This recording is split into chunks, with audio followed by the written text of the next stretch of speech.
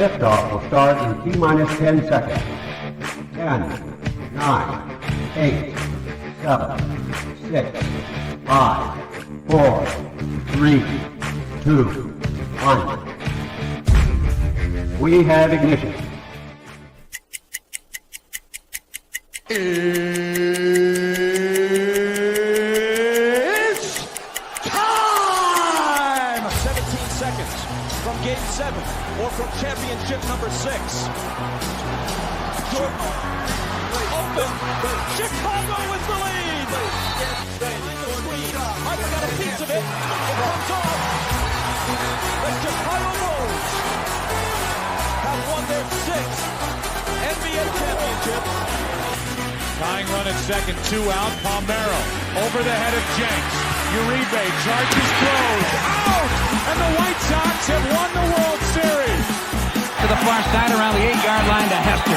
Under it and to the middle with the 15 to the 20, breaks 3 to the 25 to the 30 to the outside. 40, midfield, 40, 30 to the coast, 20, 15, Hester 5. Oh!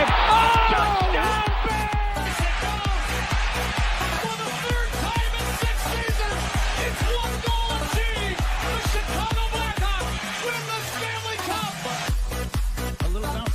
Toward Bryant. He will glove it in front of Rizzo. It's in time. And the Chicago Cubs win the World Series.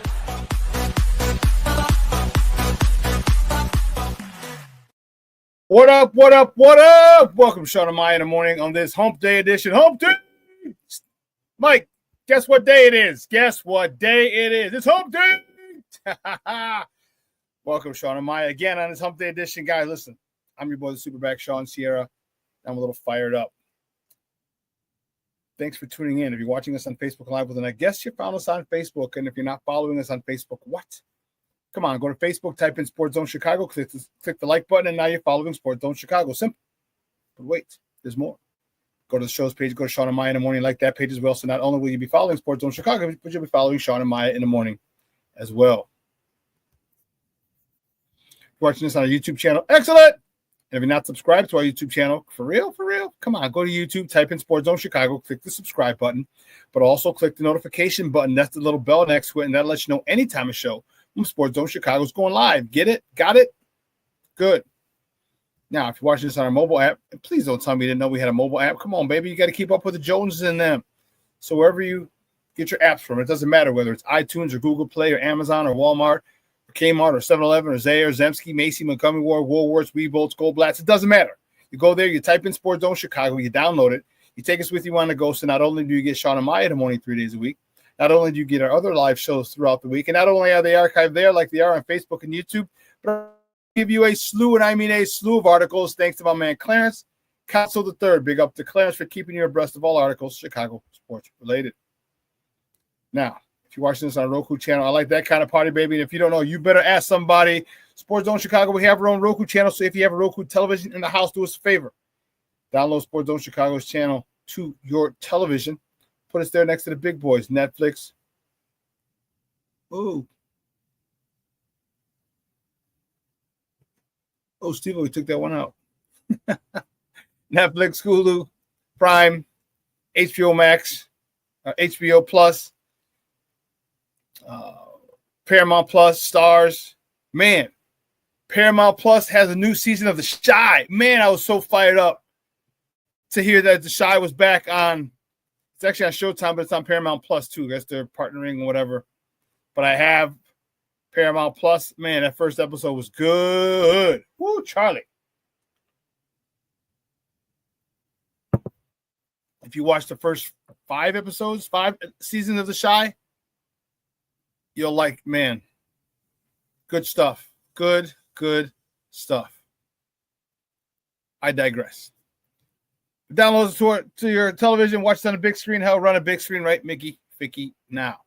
You can also tweet the show. Tweet us at Sports Zone Chi. That's CHI at Sports Zone Chi. Now, if you want to follow me, just me personally online. Want to know what I did? Let me tell you what I did. I made it nice and easy for you folks. Nice and easy. One handle for Facebook, Twitter, Instagram, Snapchat, and TikTok. All one handle at the Shawn Sierra. We got a great show, but I need you to get interactive. So whatever platform you're watching us on, whether it's Facebook, YouTube, or our mobile app, leave a question or comment on that platform. It'll come up here in the thread. We'll put it up on the screen. We'll incorporate it into the show. And that, my peoples, is what makes this the best Chicago morning sports talk show around, and that's you. So bring them all, baby. Questions, comments, smart-ass remarks, because ain't nobody skirt over here. Like The Rock said, baby, don't sing it. Just bring it. Man, the chat is jumping like crazy today. That's what I'm talking about. Cornelia Squalls in the house. What up, what up, what up, sports owners? Well, Shy, definitely let me know that the vacation is over. Yeah, you're down in AZ.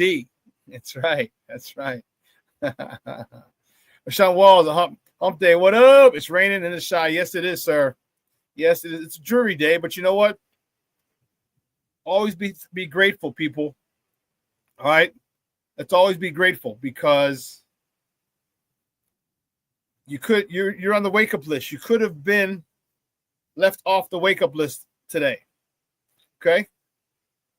There's millions of people around the world who are left off the wake-up list and probably had a lot of shit to do today, and now it's come to an end.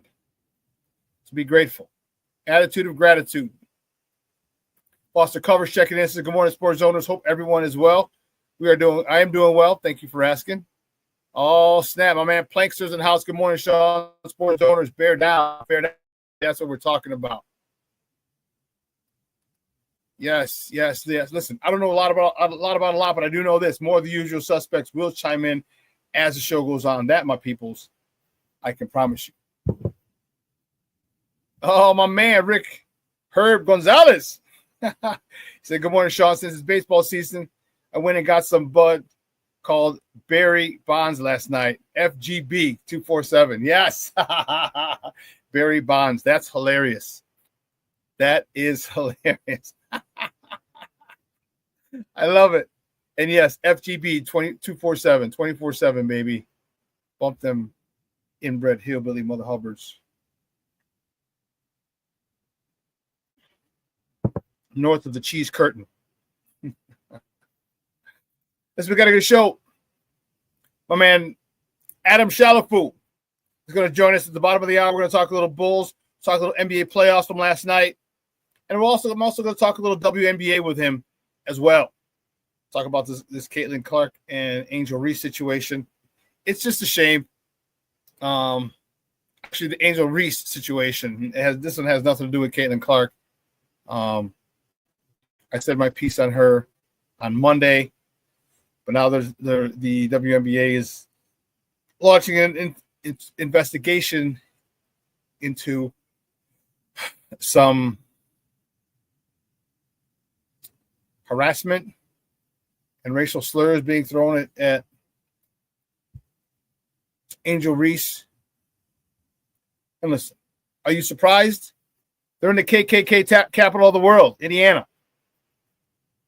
Are you surprised? You know, it's unfortunate, and I like how Caitlin Clark went to bat for Angel Reese as well. I don't think she has any ill will toward Angel Reese. I mean, why would she? You know, she's pretty much the face of the league now. Yeah.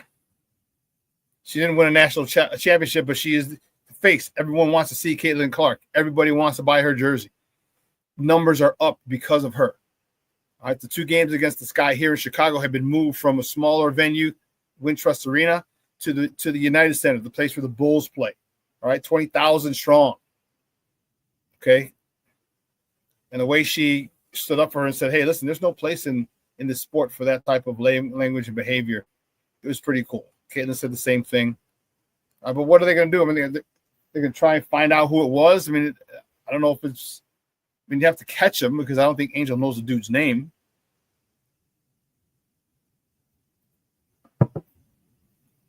But, I mean, and if they do find out, you know, you can ban them. That's great. Ban them. Fosters, why are you disappointed in Angel Reese? What has you disappointed in her, my friend? Let me know.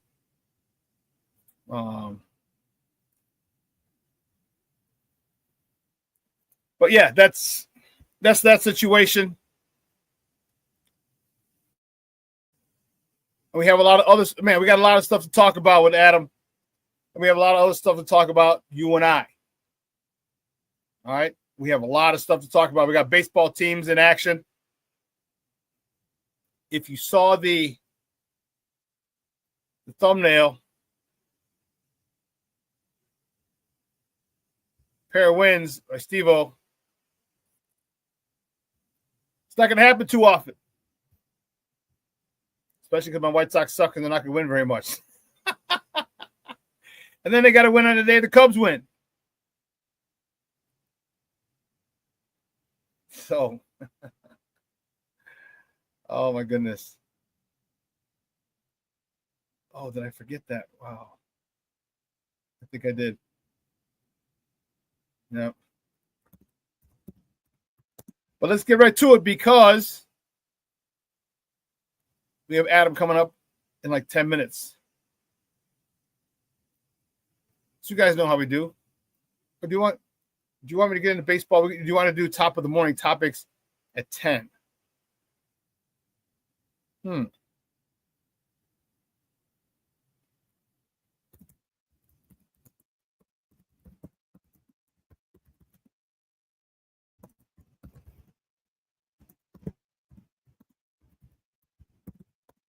Let's do it at 10.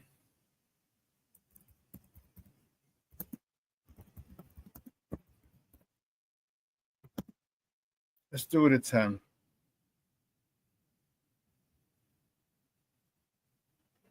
We can get into some. We only got 7 minutes before break anyway, so to start it would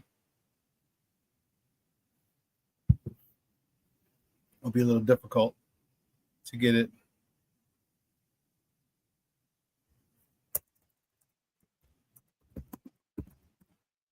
So one of the things, yesterday was a good day for Chicago baseball. Good day for both teams. The White Sox and Cubs. The Cubs were able to bounce back. And it was interesting. Cubs bounced back in a big way. And it was close for a while. It was 1-0 and 1-1. And then the Cubs exploded in that 6th inning. They exploded again in the 8th or 9th inning. 6 more runs. I'm like, what the hell? The Cubs are playing some really good baseball right now. Really, really good baseball. And in their last 10 games, they're 7-3. So now they're tied with St. Louis in their last 10 games. Both teams are 7-3. That is the hottest last 10-game stretch. They're tied with St. Louis, who they're leading by 2. They are tied with Philadelphia, who's atop the NL East. These are the only 3 teams in the last 10 games. I'm sorry, in the Yankees. These are the only 4 teams in the last 10 games who are 7-3. If you didn't get walked off, you'd be 8-2 and have the best record in the last 10 games. You're getting key hits from everybody. You're getting really good starting pitching. Vital.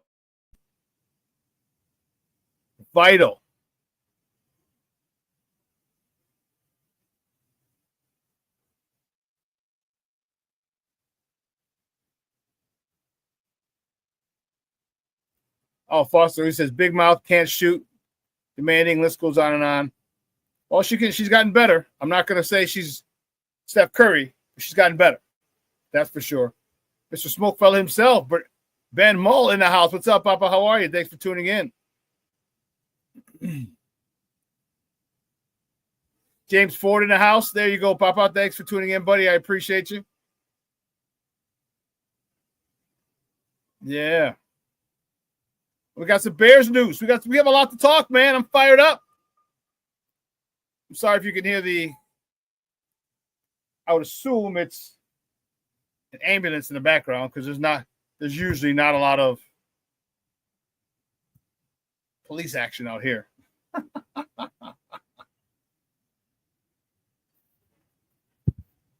Not a lot of police action out here. Only time I shouldn't say the only time. The majority of the time that I hear the police out here is when there's an accident and they're going to block off the street. That's the majority of the reason that cops are blaring their sirens out this way. There's an accident over here. We got to go block off the street from here to here. Woo, woo, woo. Monster covers, yes. Sox pitching last night. Impressive. We just got that guy. This guy over here. Guy comes over, goes to work. 6 innings of scoreless ball. Come on, man. That's what I'm talking about. And those Cubs. Jesus Christ.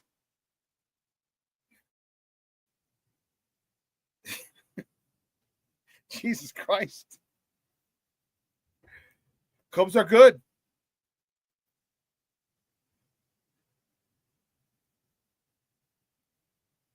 Cubs are good. And you have to, as much as I despise Cubs and Cub fans, see, I don't even think there wasn't even a big thing. Did he even play last night? Was my question. Wow, so Pete Armstrong was 2 for 5 yesterday. Okay. RBI. But yesterday was not a day. It was not a big PCA day. It wasn't a day where there were 14 runs scored, but he wasn't like in the mix. He had 1 RBI. Like he didn't go crazy. And he still scored 14 runs.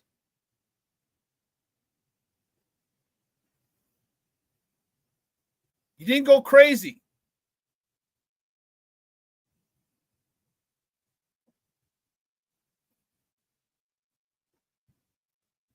What, did the Hound Dogs win last night too, Foster? The rugby team, did they win too last night? That's funny. Levette Lee in here started shit already. She's like, go, Cubs, go. Come on now. Good morning, Ma. Thank you for tuning in. I appreciate it.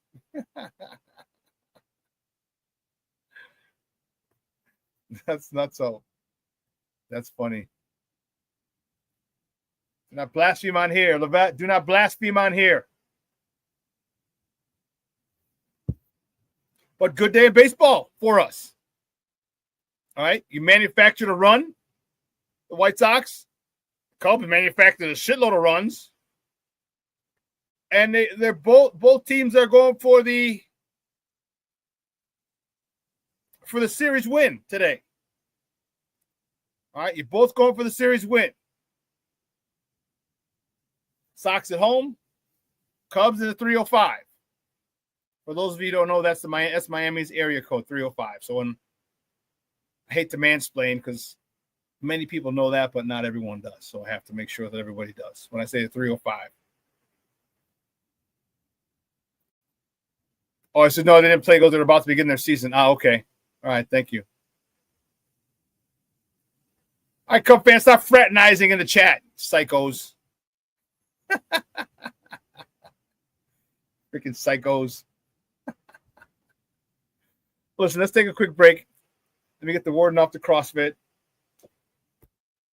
All right, let me get the warden off the CrossFit, and we're going to welcome my man, Adam Chalifoux, on the other side of the break. Talk a little Bulls, talk a little NBA playoffs. Big win last night by OKC. Whew, big win. Embarrassing win. Woo, Charlie. All right, so don't go anywhere, folks. Keep it locked right here. Shawn and Maya in the morning on Sports Zone Chicago.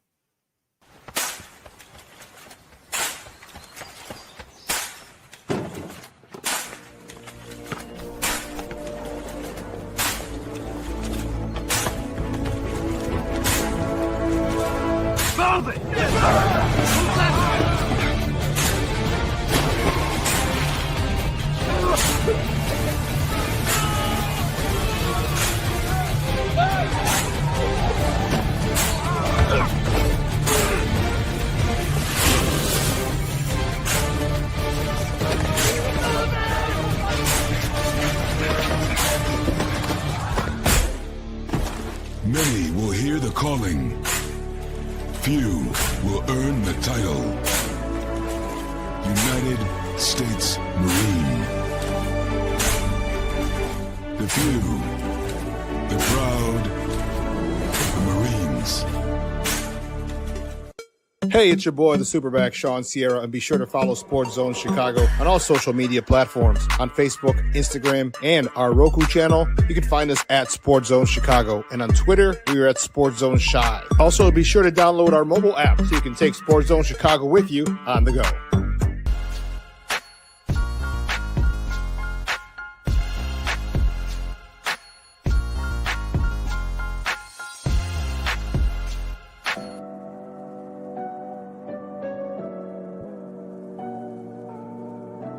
How do you take care of your mind health? For my mental health, I meditate in the mornings. I have my dogs. They're the best. I just find ways that help me just relax. Finding things that make me happy, like being close to my family. I meditate a lot and read books. I have hobbies outside of the game. I'm able to switch off. I'm able to turn my brain off from the game of basketball. Your mind health matters. Your mind health matters. We are looking for a few heroes, mentors, trailblazers, innovators, a passion to change lives, spark curiosity, open hearts, and awaken minds, help students answer the question, who am I? This could be your calling, but this is no job. It's the journey of a lifetime. Be a hero. Be a teacher. Mental health and learning disorders don't discriminate. 17 million children and adolescents in the United States live with disorders like anxiety, depression, ADHD, and dyslexia. Less than half get the help they need to thrive. Help the Child Mind Institute change these children's lives.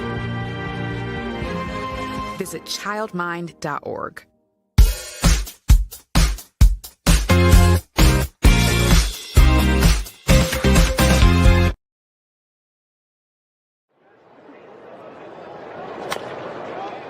Chopper to the right side. Sosa will try to get 2. 1 at second. Mydroff's return throw in time. A double play. There goes Mydroff. Throw down to second. And Chase Mydroff now has 4 stolen bases in his last 5 games. Hit hard, and that one gets into right field. Palacios with a single. They're going to wave in Mydroff. Here comes the throw. It's cut off, and the Sox strike first. There's that Cali smile. Sox are in that hole, and they're not giving up. Big bounce for Vargas. 1 at second, over to first. Double play turned. Around the horn, 5, 4, 3. Welcome back to Shawn and Maya in the morning on Sports Zone Chicago. Those subs courtesy of Chicago Sports Network. Those were the good guys on from the South Side with a big, huge 1-0 win yesterday over the Mariners. And as I said, they're hosting again tonight. My first guest is a good friend of the program. And can't wait to talk to him a little bit about the Bulls. All right, he is the host of the Running with the Bulls podcast. Okay. You've seen him plenty of times before. You can find him on Twitter. And now it's what can Foo do for you? Oh, hold on. I missed. You know, you got fat fingers. The D is next to the F, so I hit what can do for you. We got it now. Let's welcome back to Shawn and Maya, Adam Chalifoux. Adam, what's up, Papa? How are you? Living the dream, man. Happy to be here. Always happy to be talking some hoops, which we're talking Bulls in the playoffs, but happy to be talking Bulls and the playoffs, maybe next year. Soon, you're right. We'll be talking Bulls in the playoffs. That's what we're going to be talking. So that's the dream. Yeah. and a consistent one, too. But let's talk about it. The Bulls ended. They're in the lottery.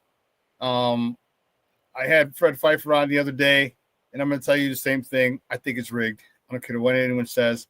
There's just so much history when the Lakers, when the Pelicans lost AD, they get for number one with Zion, with the Cavs lost LeBron, they get Kyrie, all kinds of There's a whole bunch of other stuff. I just think it's a horrible. I get it, and all right, but don't sit there and say it's a lottery and give everybody hope and like, oh yeah, we even back in 2008, all right, when the Bulls got Derrick Rose. Mm-hmm. I mean, it made sense. Look, Derrick Rose goes to Chicago.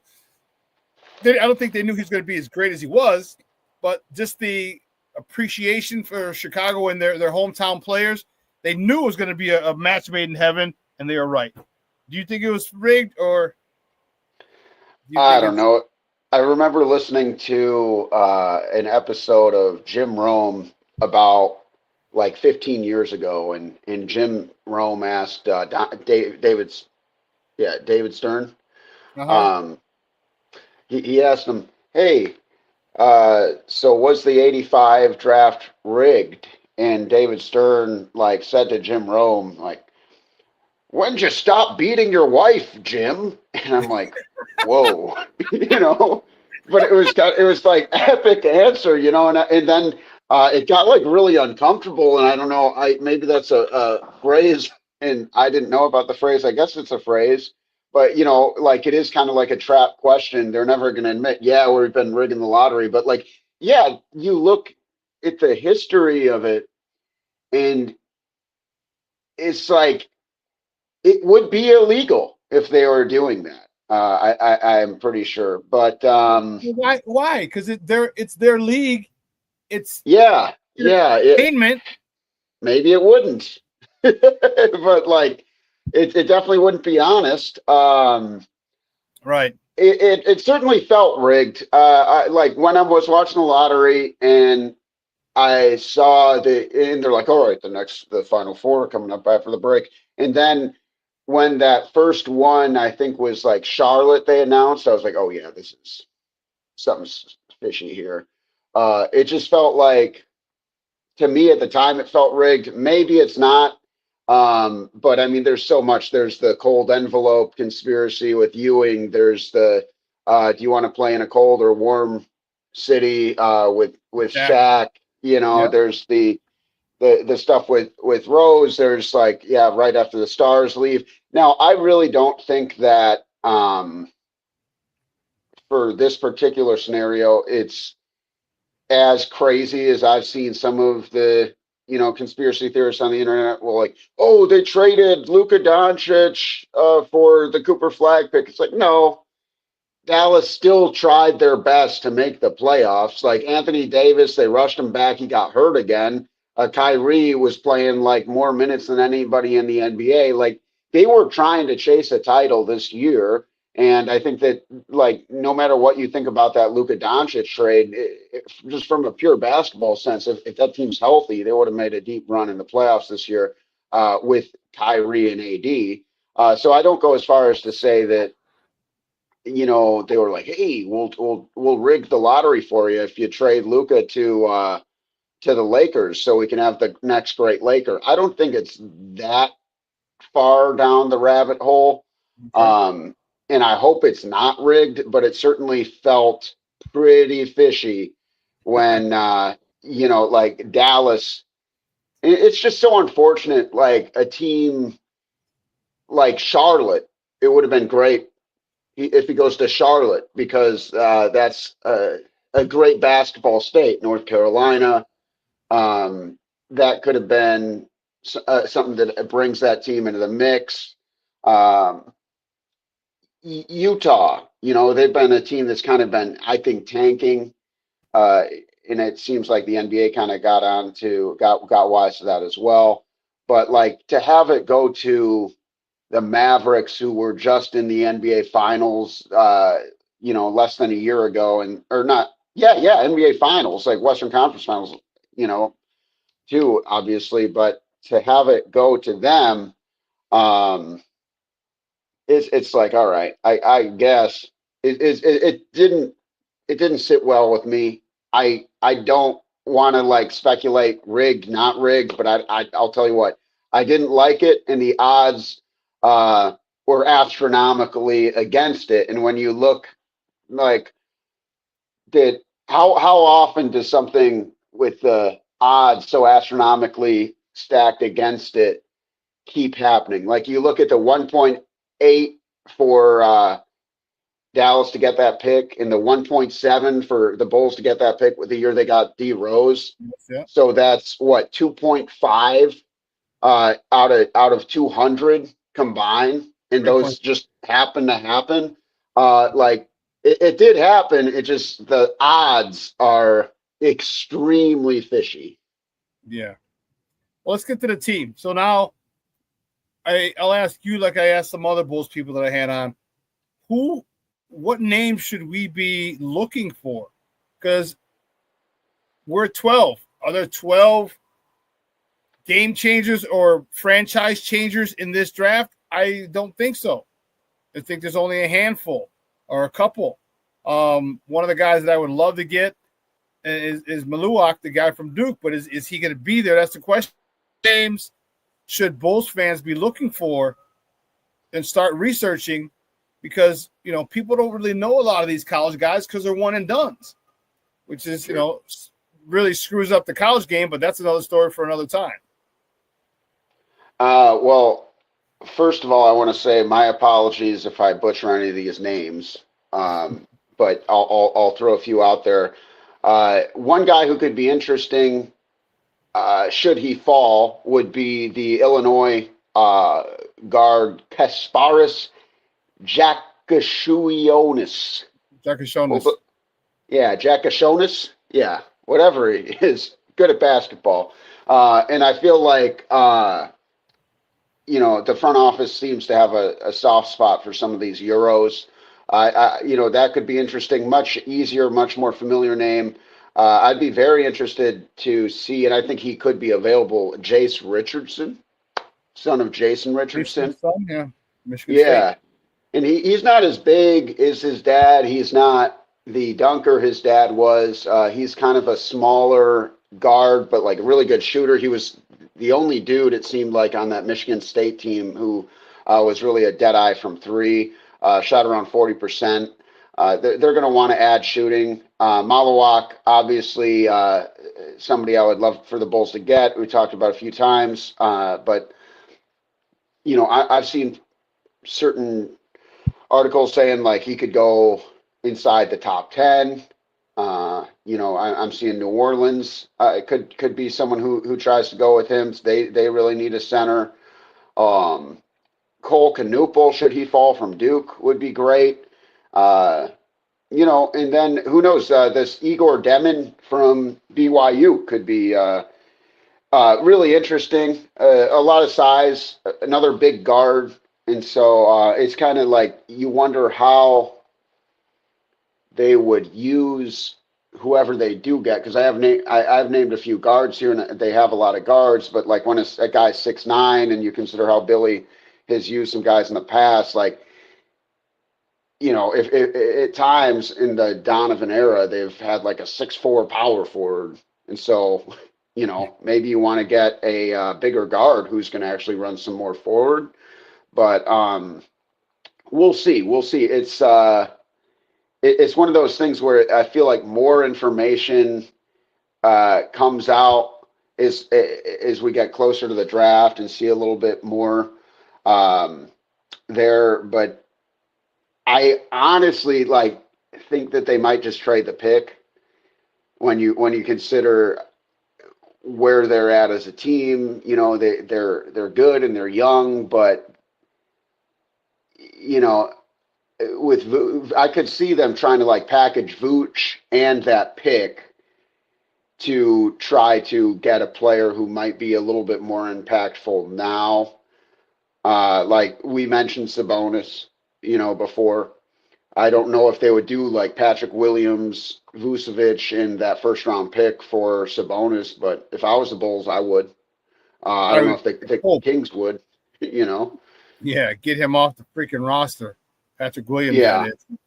But I don't think that's their first overall pick from this regime. So, they're going to give him every possible chance to be productive. But I think it's a lost cause personally.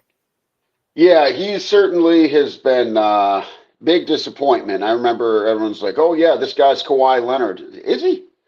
Is he? I don't know. Yeah.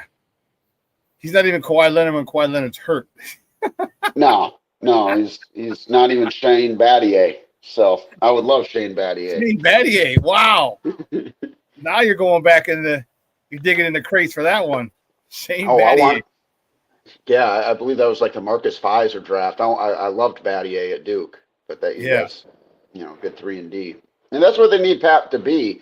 But when he had such a bad shooting year, and that's going to hurt his trade value. But I think what makes him an interesting prospect, and the same thing if Bulls fans are trying to hold out hope for him, is $20 million is a lot considering the lack of production they've seen from him. But when you consider like the kind of player he is, yeah, he's got to live up to it. But at times he played really good defense. He's usually more consistent on the defensive end than the offensive end.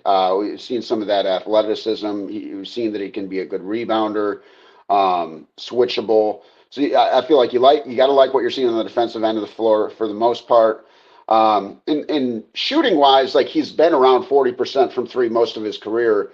There's been the thing is like, oh, you want this guy to be more aggressive, but for a team looking to add a piece, I'll use the Golden State Warriors is an example, even though they're not a team that I think would necessarily be involved. But like, let's look at the Warriors, for example, as a team that could use another like steady 3-and-D guy who's going to be able to just catch and shoot and play some good defense. Obviously, they got Butler, but like there's teams who are going to be like, oh, this guy can play good defense and shoot around high 30s from three, $20 million. Okay, he can be a piece for us.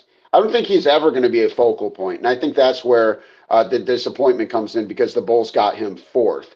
I think if they drafted him 14th, we'd have a different conversation about him. But when you throw in the fact that he was picked 4th and he's getting paid that $20 million, it's kind of a tougher pill to swallow. But when you really consider it, like a 3-and-D guy, if you're like, if he can just be steady, if he can just be a good 3-and-D guy who plays good defense, shoots 40% from three, then yeah, he's worth $20 million. But this year, he kind of sucked as a shooter. His field goal percentage was way down. So it's almost like a flyer for any team who would want to kind of kick the tires on him. But he's 23? Like, there's also a world where he does continue to get better. Like, look what happened with Lauri Markkanen. And then Bulls fans are like, oh, we should have never let him go. But, right. Like, it's probably some of the same fans who are like, get him out of here. We see it. We see it happen. Never please the fans, and I agree with you. And, so the question, and the only reason I would disagree a little on the Lauri Markkanen thing is, like, we've seen people develop here. We've seen Isle develop. We've seen Kobe develop. All right, so we've seen some. With the other regime, we didn't see people develop. So I can see why, the Lauri Markkanen thing stung because we didn't develop them. Yeah. But here we've seen people who have developed. I mean, Julian Phillips. Right? And Terry. Right? And then, they're not getting gold jackets by any stretch, but damn, they are playing some valuable minutes and making contributions, and for much greater contributions than when they first got here.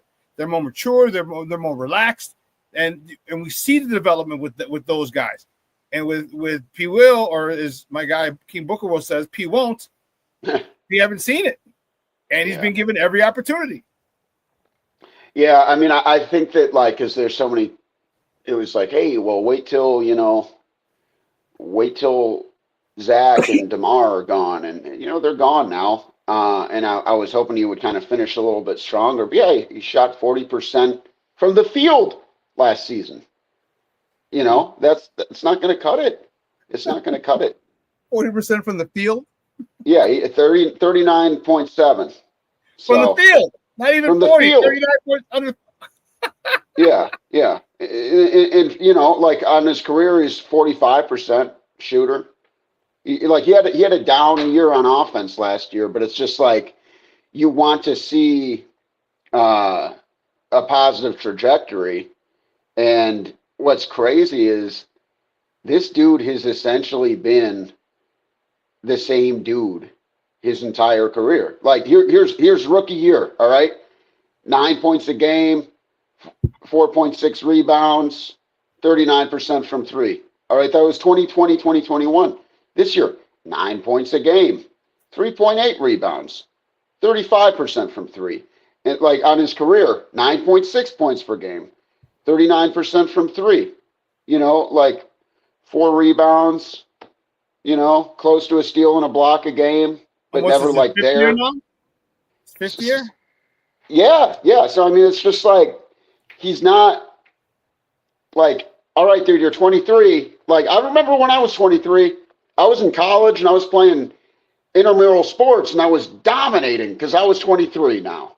You know, and like there's a huge difference between 23 and 19. And you know, the kid came in super young, but it's like, all right, bro, you're 23 now. Come on. Yeah, we've been real patient. All right. Yeah. All right, man. Hey, you don't suck, do you? Right? Come on, you can do it.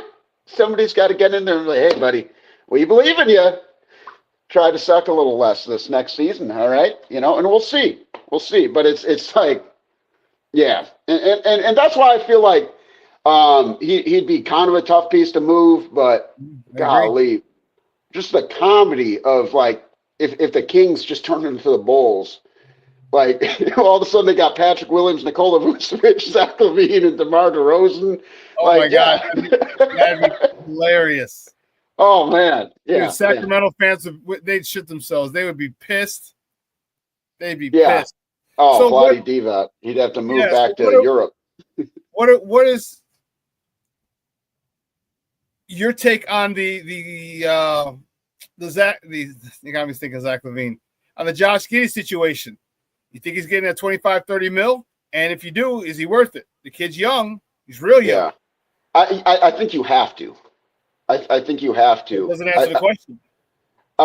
Yeah, I think he is worth it, and okay. I think that like you are seeing, you know, the impact Caruso's made, right? Like in the playoffs, and they didn't trade Josh Giddey for no reason, you know. If they traded to do a rent an Aussie or whatever for 1 year and gave up Alex Caruso, then they're even stupider than I've ever thought. But I don't think that's the case. We saw what he did when they let him run the offense. We saw the finish of the season he had. And like you said, he's extremely young. And so I do think that he is going to be around for the long haul. And I mean, I think he's the best player on the Bulls. And when you look at kind of like where there's a roster, this kid's not even 23 years old. Mm-hmm. He's coming off the best stretch of his career. You can't, like, the alternative, and that's why I say, like, you have to keep him, like, what's the alternative? Yeah. It sucks. Yeah. You know, like Giddey, he makes up for a lot of the mistakes that the front office has made, frankly. Because, like, we can talk about Giddey, well, like, shoot, we just talked about Patrick Williams, how bad they missed on that pick.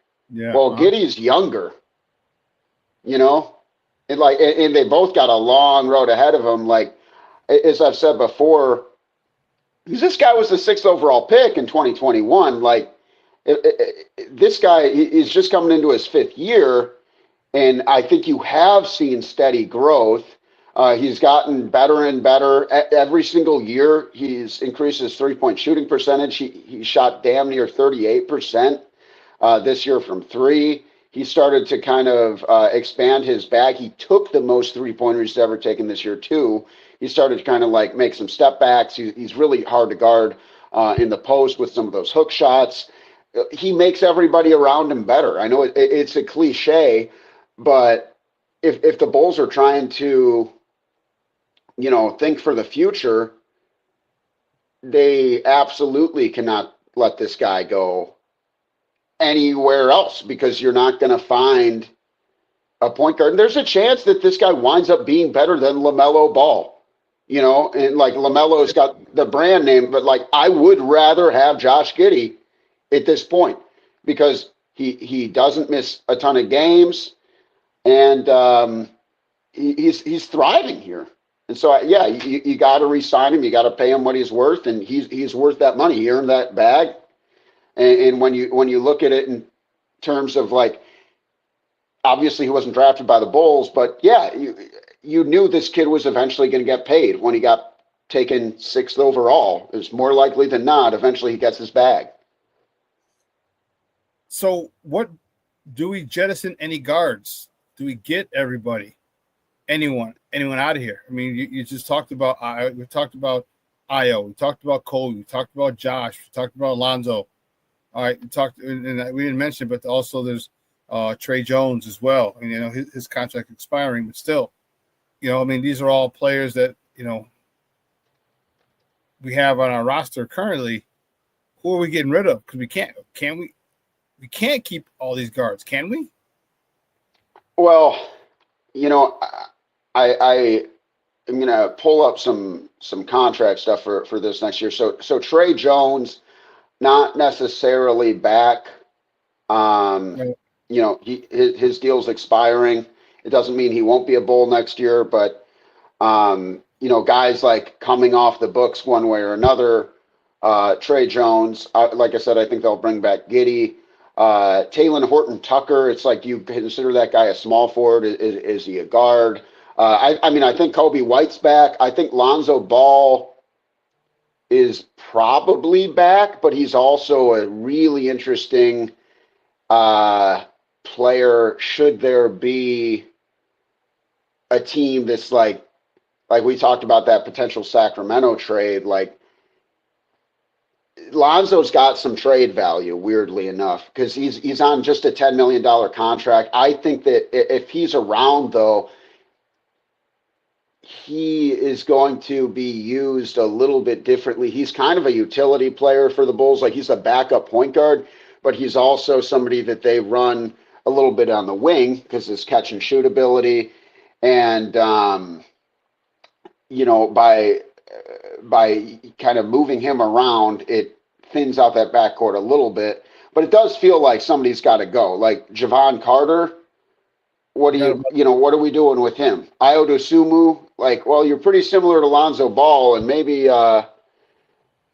Lonzo's a little bit better. Like, I think Kobe White, with the season he just came off, he's definitely going to be around unless somebody like offers a huge haul for him.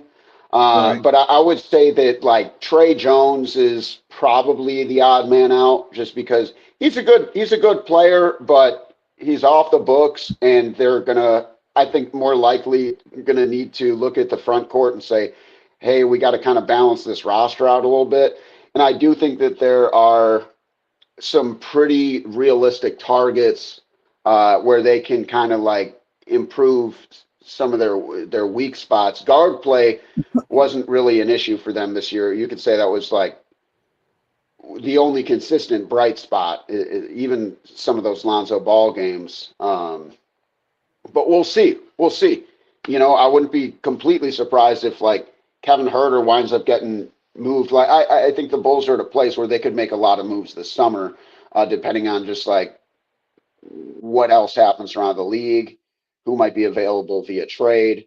Because you got guys who aren't necessarily coming back, aren't on the books, but then you also got tradable assets that have some value, and that's where you start to kind of look at those Lonzos and those Herders. So I apologize for not really answering the question, but there's just so many different variables and factors and ways it could go that I feel like there's just no clear answer right now. Yeah, I like Kevin Huerter. He gives me that, or gives us that catch and shoot type of thing. Yeah. And he's tall. He's not 6'3", 6'4". You know what I mean? He's like 6'6", 6'7", something like that. Maybe 6'8". I don't even remember, to be honest with you, but I know he's in the taller part of 6 feet range. And do we keep him? Is he good enough for us to offer him to bring him back and to have him part of the mix? Are the Bulls going to be that team that's going to be running up and down the court, but they still need a rim protector? What are they going to do in the front court? There's a lot of questions that need to be answered. And are we going to be able to do it with this draft? Are we going to be able to help with this draft? Because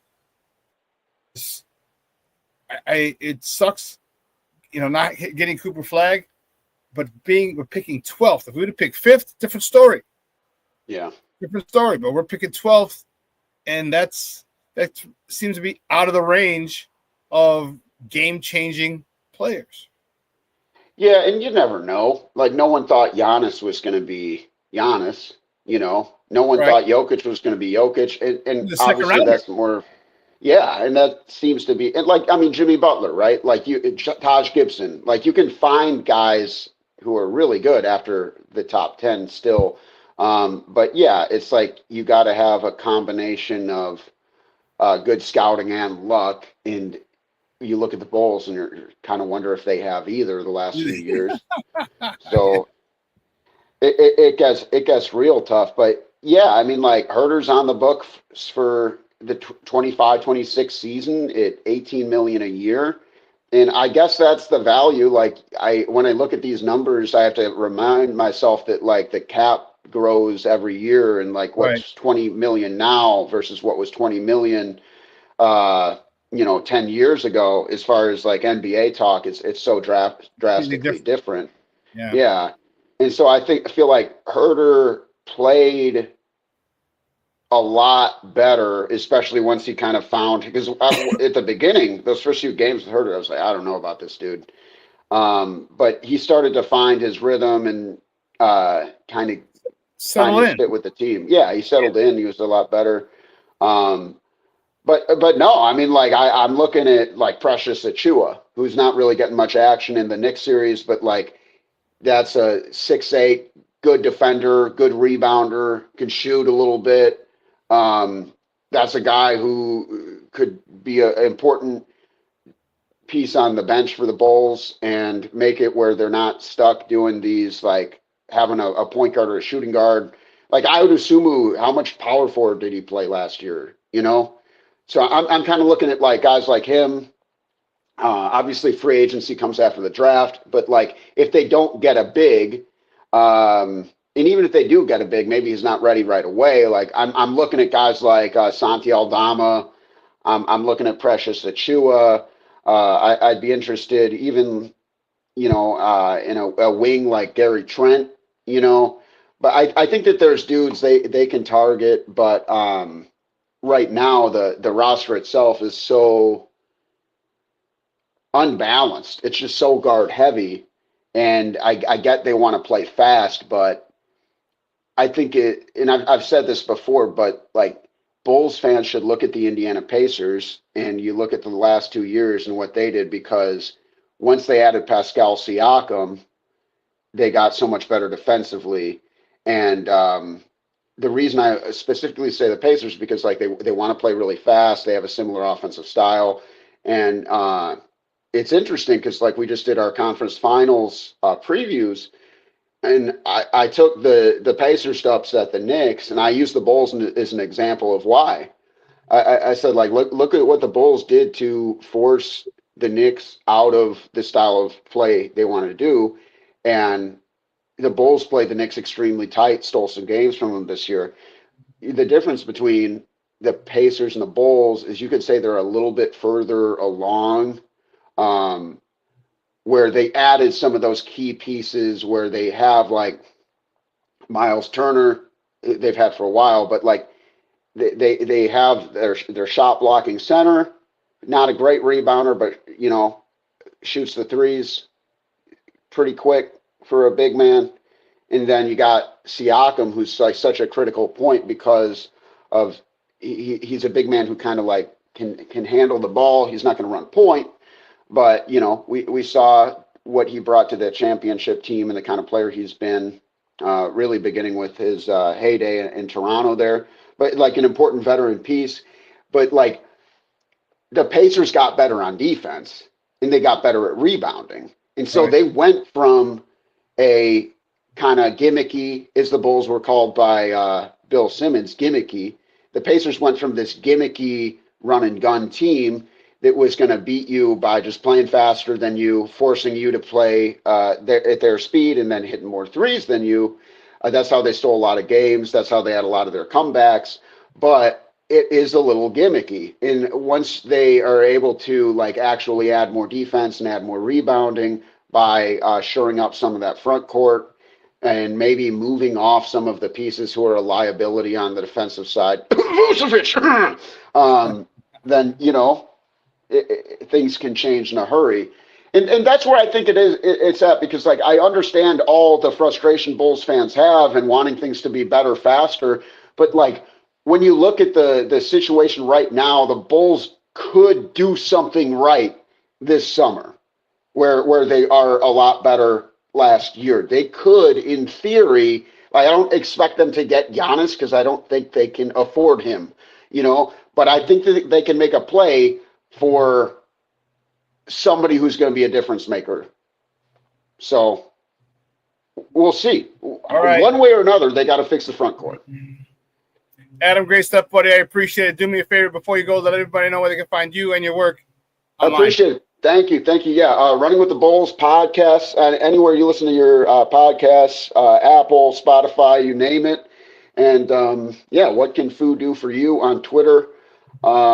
Mostly just tweeting some NBA takes, whatever. But, yeah, that's where you can find me. Always a pleasure being on.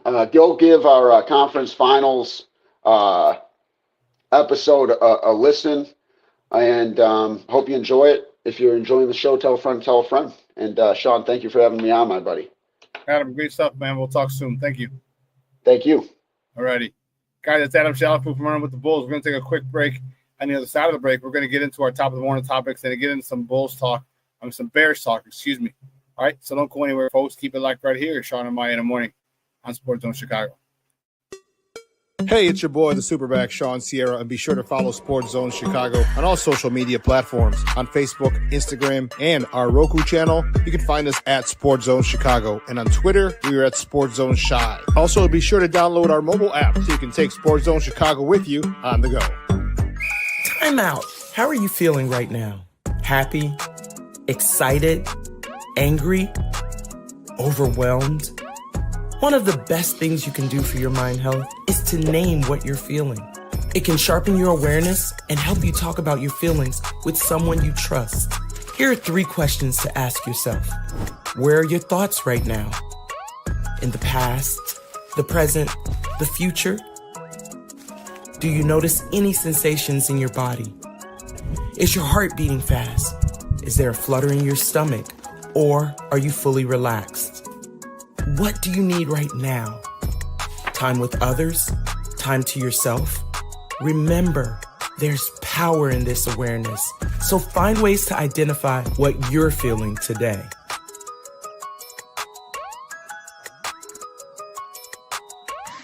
Hi, guys.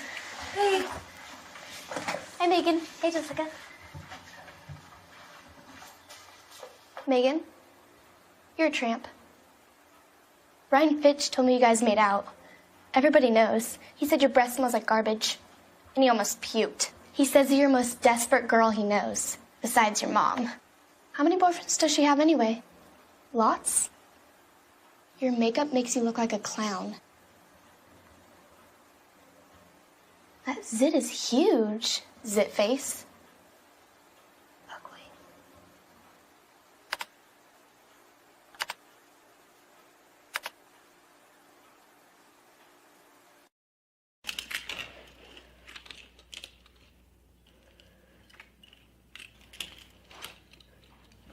Hey, bud, what you doing? I'm playing with cars. Cars? Can you show me what a car does? Whoa, whoa, whoa, whoa, whoa. Hold on a second. First of all, this is a school zone. So you need to put down your cell phone, stop texting, and let's get to driving. Now you're coming up to a stop sign, right? You need to slow down and stop before you hit that Y line. I want you to look left, right, left. You don't want to get hit by a car going on your left and to your right to make sure you don't get sideswiped by a guy coming from your right. You're coming, and you see a crosswalk. You better slow your horses down because the #1 rule of driving is always yield to pedestrians. Now stop, pull over, and you are done driving. Gosh, what do they teach you kids in school nowadays?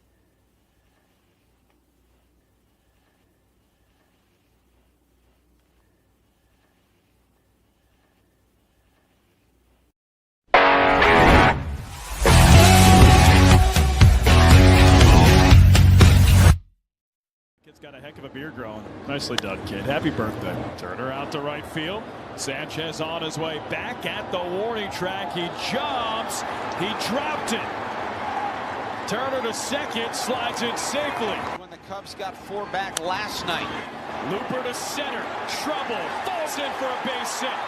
Runner scores. Cubs lead 2-1. Keep the line moving. Armstrong up. Line drive shallow left field. That's a base hit. Another run is in. The runners move up 1 base each.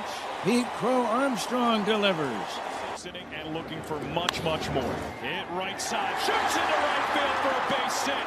1 run scores. Here comes another. Throw home the slide. He's safe. Dansby just bumps 5-1 Cubs. 2-run single Nico Horner. Listen to the Cub fans here at Lone Depot. Welcome back to Shawn and Maya in the morning at Sports Zone Chicago. Those are the Northsiders. Man, just beating. Wow. It's putting up run after run after run. They're going station to station to station. You know how difficult that is? You know how difficult that is for teams to go? And literally, I think they went 2 batters, base hit, everyone moved up the base before the two-run single. Crazy. What do they say? What do they say? Keep the line moving. That is the quintessential example of keep the line moving. Single. Bases loaded, single. 1 run scores. Everybody. Next guy up, single. 1 run scores. Everybody advances. Next guy up, base hit, 2 score. You know, what would have been the best thing if someone's hit when shopping at the gap and cleared the bases.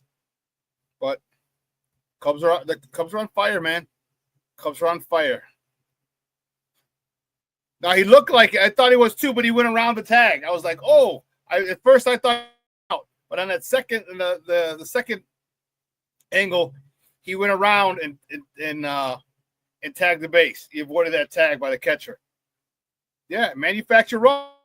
That's the bottom line. Can you manufacture runs? The Cubs they're in a way to they're finding ways to manufacture a lot of runs. He was safe. I was just hating. Appreciate the honesty, dog. Appreciate the honesty. But that's what the White Sox got. That's what they did yesterday. White Sox that's what they did. So you know what? Let's get it cracking, man. Guys, you know how we do the first segment of every show, which got pushed back to the second segment today. It's called Top of the Morning. It won't come just when you want it.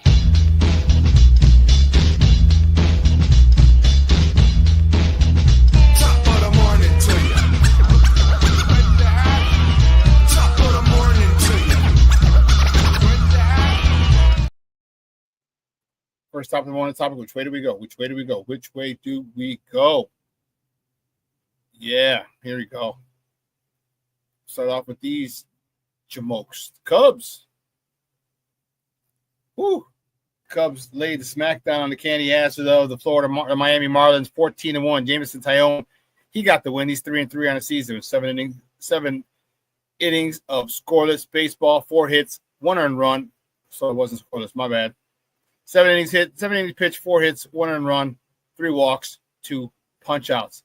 Kyle Tucker, he's starting to heat up again, baby. For you Cub fans, you got to be fired up. He was 3 for 4 with a homer. His 11th driving in, his 34th RBI of the season. Mr. Alcacaya Suzuki yesterday was 3 for 5 with a double, his 11th, a homer, his 12th, and 4 RBIs, totaling 43 on the year. 3 for 4 with a double, his second. Remember, his first double was the the walk-off winner for the Cubs a week and a half ago. All right. He was 3 for 4 with his second double, driving in his 10th RBI of the season.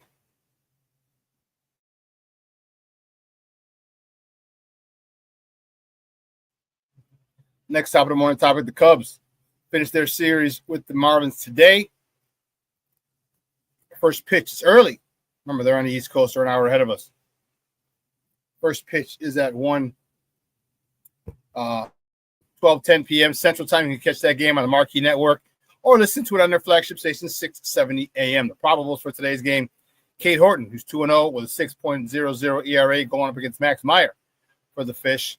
He's 3-4 with a 4.47 ERA. Keeping it moving, baby. The next top of the morning topic, Bears. The White Sox. Man, today's a rough day for me. What the hell's going on?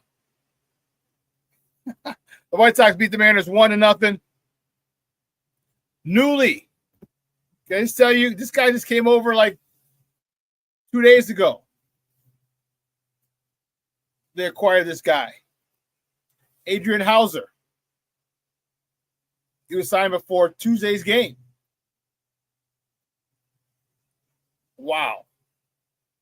So they signed a one-year deal, one year, $1.35 million contract to replace Bryce Wilson. He comes in. Great pitching by the White Sox. They beat the Mariners 1-0. And Hauser, he got the win. He's 1-0. 6 innings of scoreless baseball. Here's where the scoreless baseball came in. 2 hits, 3 free passes, 2 punch-outs. Palacios, you saw him in the first commercial break. He's 2 for 3, a double, his 4th, driving in his 5th RBI and the only RBI of the game. Lenyn Sosa was 2 for 3 with a double, his 8th.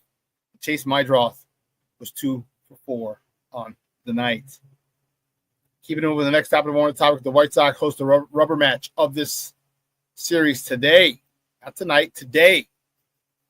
It's, man, first pitch 10 p.m. Central Time. You can catch that game on Chicago Sportsnet or listen to it on their flagship station, ESPN 1000. The probables for today's game for Seattle. Logan Evans is on the bump for the man with a 2.57 ERA going up against Shane Smith, the youngster from 25, I think. For the White Sox from Massachusetts, he's 1-3 with a 2.05 ERA. So the Cubs and the Sox are in the same position today. They're looking to win their respective series. And it'd be a good thing for the Sox. The Cubs will probably win this game against the Fish. The Fish aren't really good. But it'd be a good thing for the White Sox if they can. Now we're stacking wins. We're stacking not just wins, we're stacking series. That'd be, 3 out of our last 4 series we lost? Or we won? That is how you avoid 121 losses. That, my peoples, is how you do it.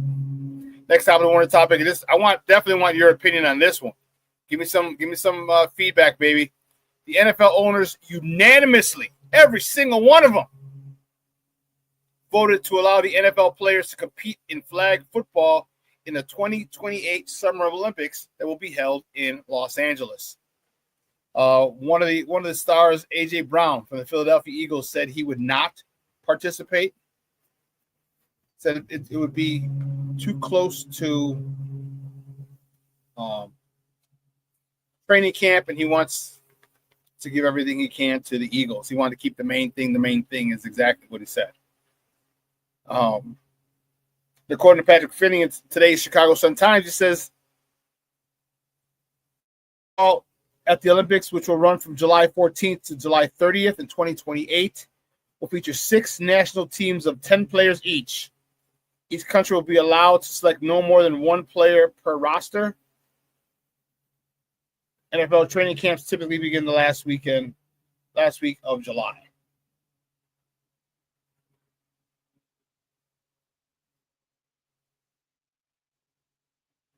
So you can't get 2 guys off the same roster.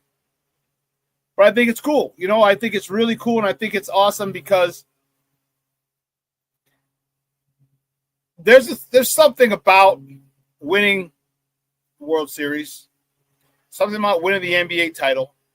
Something about winning the Super Bowl. Something about winning the Stanley Cup. There's nothing like winning the gold. When you're on the stage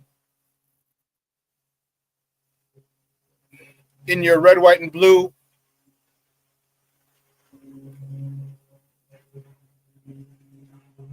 the gentleman comes by and puts the gold medal around your neck, and you stand there as our national anthem plays. Now, I get it. Your thoughts on the national anthem, that's another story for another time. There can't be very many feelings better in the world than having that. Our national anthem play as we receive gold medals. That's one thing I'll never, ever achieve. I've had won plenty of championships in my life, but that would be one that would probably be so moving and emotional to represent your country. I mean, hell, I wanted a gold medal as a kid. I didn't know what I wanted to do, but I wanted to. I remember the Olympics that I recall the most. My first memory of the Olympics was the 1980 Olympics. The 1976 Olympics in Montreal, I didn't remember. That's when Sugar Ray Leonard, who won the gold and really came on the map before he went pro. And I don't really remember those. But in 1980 in no, it wasn't in LA. 84 was in LA. Where was? I have a whole bunch of you. Where the 1980? Was that Russia?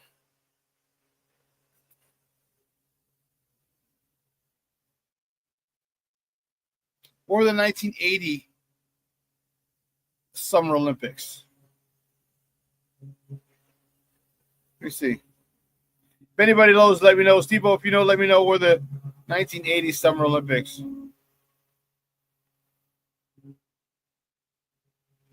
Oh, Russia. Soviet Union.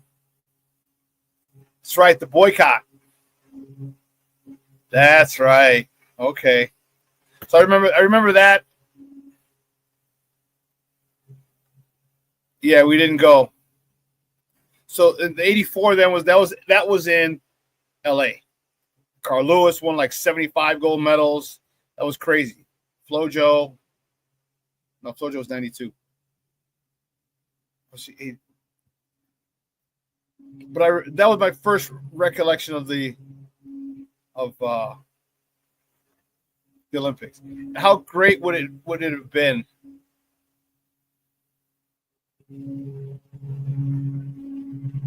You know, to have been able to do that. A good buddy of mine is a boxer, or was a boxer. He's a real estate agent now, David Diaz.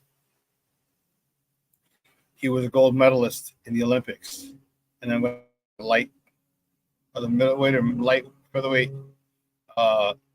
champion of the world, David Diaz. And I never asked him, and I guess I should. Next time I see him, and we have one or two, like, what was it like to have them put the gold medal around your neck and listen to our national anthem? And he's Mexican. His parents were from Mexico, but he was born here. But that would be something. So NFL players can now do that. And I think that's pretty cool. Oh, snap. Jay Grizz in the house. He's checking in. He's like, yo. Happy Hump Day, Sports Zone fam.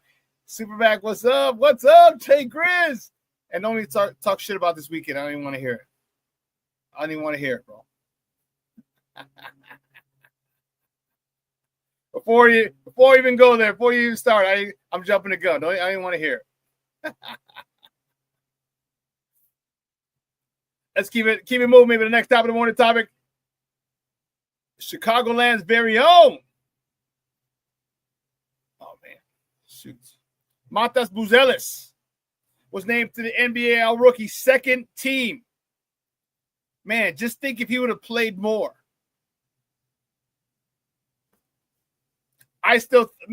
this kid is something special. This kid is something special, man. I love it. He's one of those kids that we can build upon.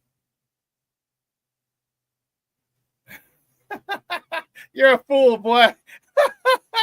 He's like, we fly that W flag high like Jim Jones.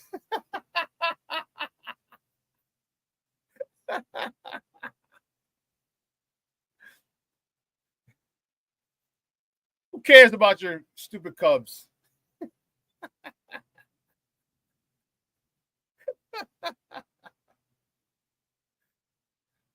King Booker Wilson, like I said in Chicago, we didn't yell mustard, we yell Matas. I'm glad you clarified, Jay Grizz. Jim Jones, a rapper, not the cult leader. Yeah, we do yell Matas, because this kid is going to be special. Like I said, remember the 26-27 season. I want to see him when he comes back.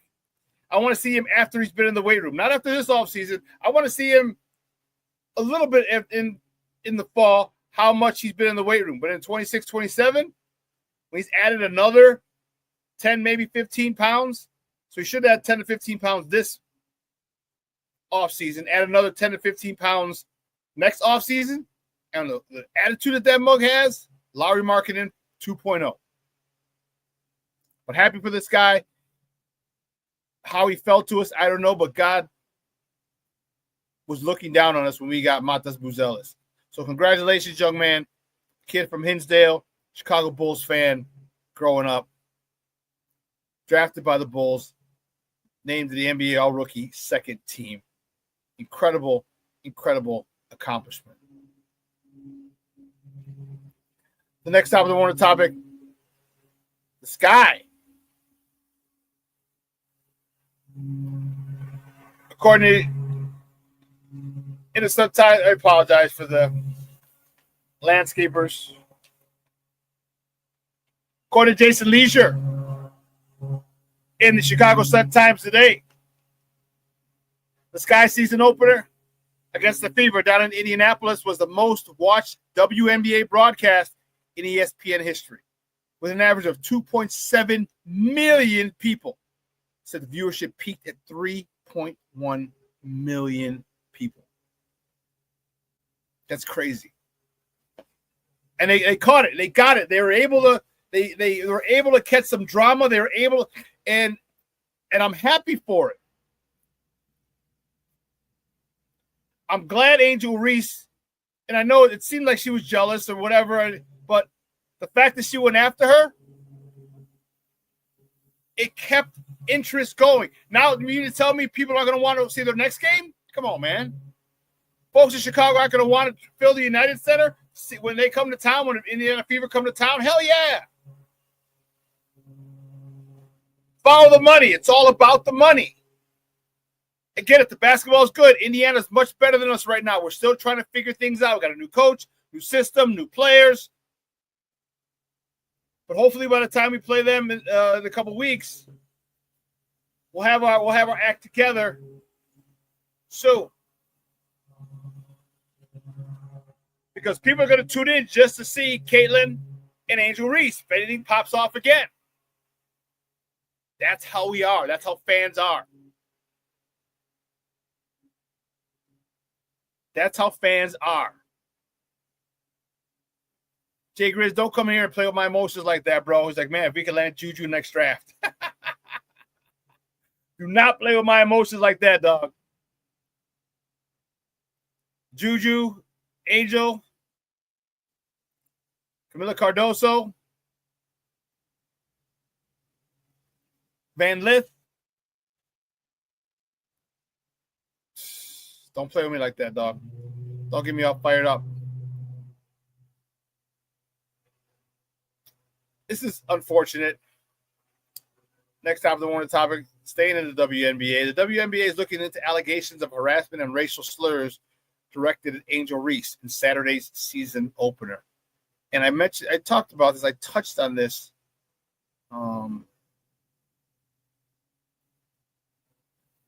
earlier in the show. And there's really no place for this. You know what I mean?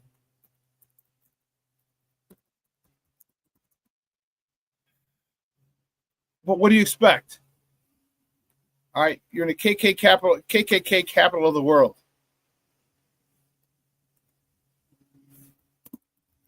I mean,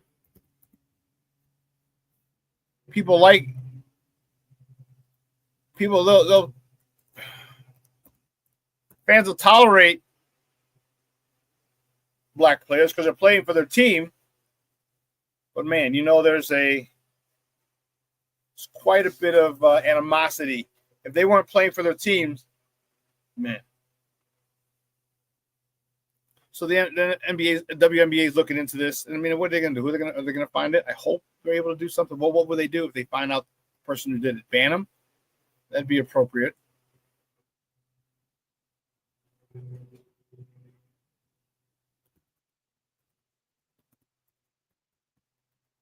But it's going to be tough to find him.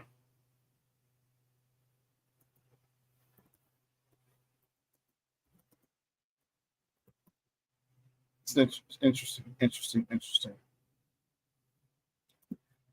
Let's get it moved. Keep it moving.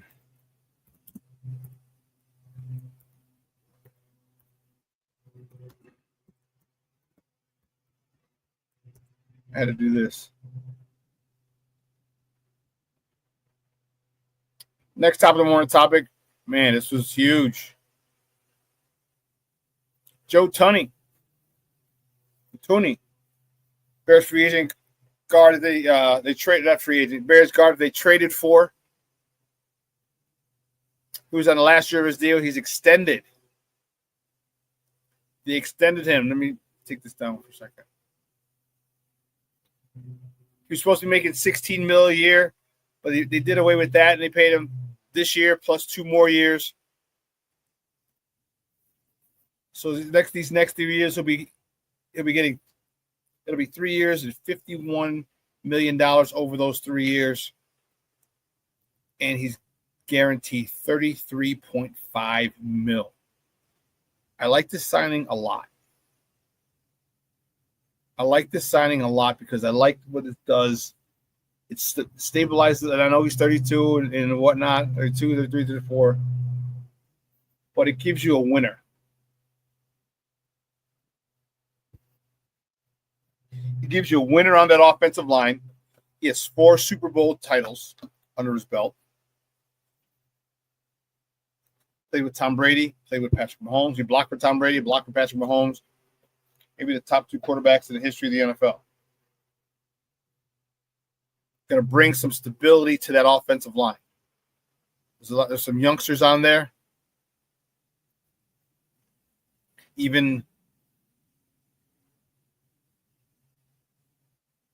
the right tackle, Darnell Wright, is a youngster still, going to his 3rd season. I think you still have Ozzie Trapillo. You got some youngsters in there. Even there, Drew Dahlman, only 26. This guy, it's a great pickup for the Bears. Signing, the pickup was great, and extending him was even better. Yeah, you're good call, Cornelius. Great deal. Plus the Bears get more cap space. Yeah, so and it's crazy how he's supposed to get paid $60 million. That was going to be his hit against the cap, but now his cap hit only goes down to $8 million this offseason. How they did that, bro, I have no freaking idea.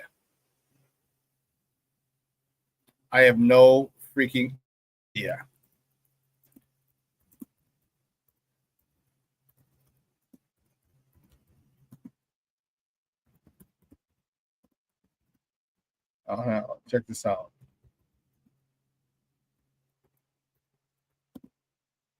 This is dope. After a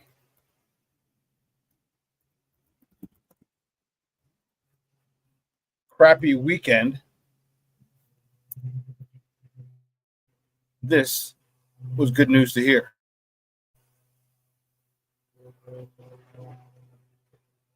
White Sox infielder Miguel Vargas was named AL Player of the Week. He was the only one doing any damage against the Cubs. That's for damn sure, boy. He's the only one doing damage against the Cubs.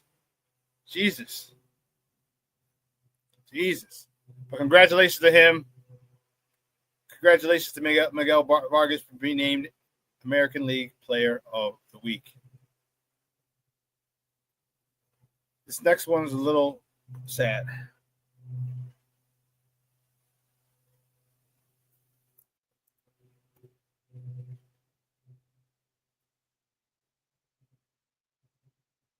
George Wendt.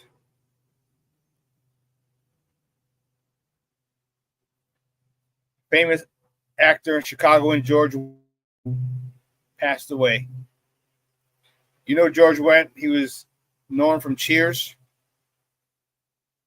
and he was one of the super fans. Bears. Did a lot of commercials, a lot of skits.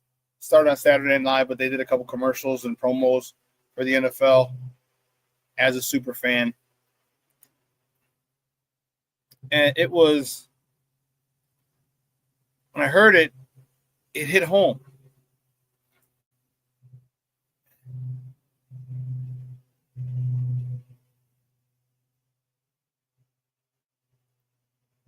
I'm available. Well, that's what I'm going to say. It hit home because I remember I wasn't a big Cheers fan. All right? I wasn't a big Cheers fan. But I do remember I went to school in Massachusetts, and Cheers is in Boston. It was set in Boston, but the actual restaurant or bar is in Boston. It looks nothing like the set. Nothing. But I'll never forget, we were at the Cape Cod. It was after finals. 1993, I think it was.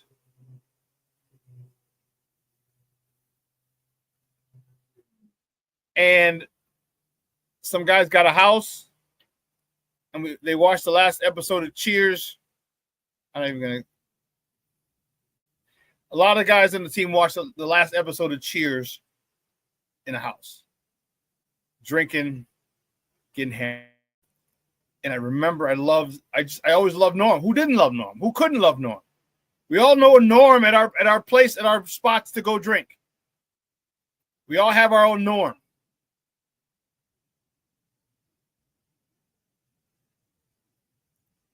And it hurt. And this is why I tell you, make sure you let your loved ones know you love them. Because, man, time moves fast. And it sucks. It just shows we're getting older as more and more people we know pass away. And, man, that was a tough one, man. Geek Booker, well, you're full. Bears, tree, 180 tree. Packers.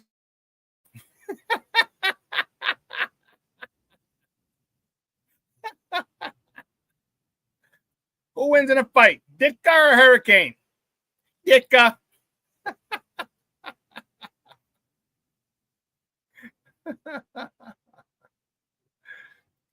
Yep.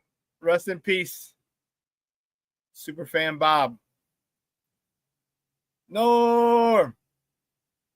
According to this call, says rest in peace, Mr. Wendt. Blank to da Bears. And Frazier is on it. I'm not sure what you mean, Brandon. Yeah, Mr. Shorty. George Wendt passed away. Super fan. Yeah. Yeah, that hurt. That one hurt, man. That hurt. That hurt.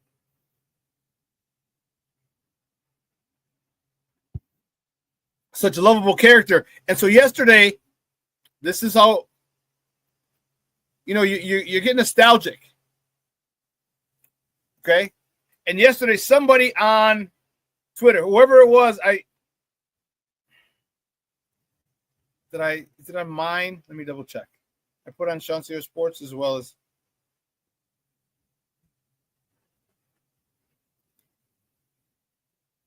there was No.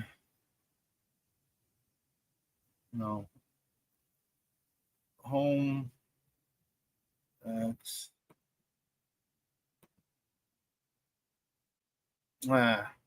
know I retweeted it on my personal page, but there was somebody, and I thank them profusely,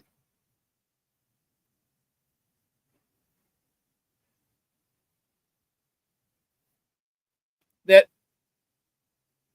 cut up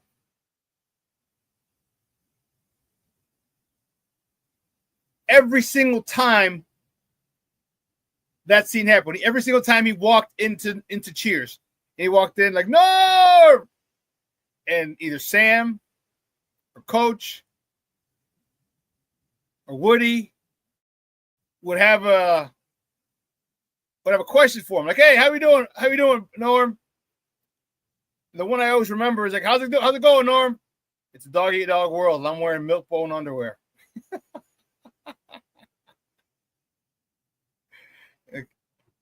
Sam said one thing, he's like, everyone's like, no. I was like, hey, Norm, what would you say to a cold beer? Come to Papa. And they had the intro, the entrance to Cheers, and then the episode, the season, and they were like 40. I watched them all. It was 18 minutes long of just him coming in. Every single he'd come in, hang his jacket on the coat rack. Come in, take his jacket on the coat rack. Sad, sad day for Chicagoans. He's a true Chicagoan through and through.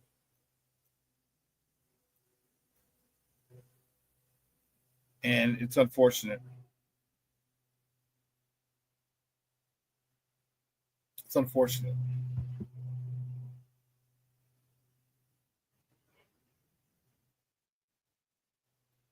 Oh, wow.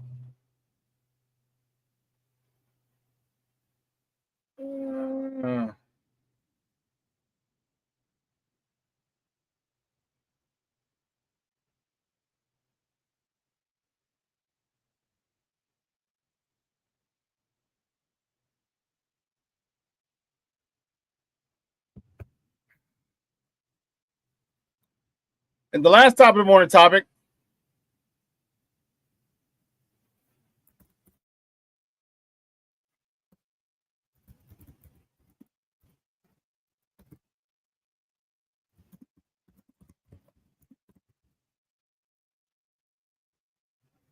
Excuse me. Is here. And here's what I'm fired up about. The Bears continue OTAs at Alice Hall. All right. I'm fired up about this. I am fired up about this.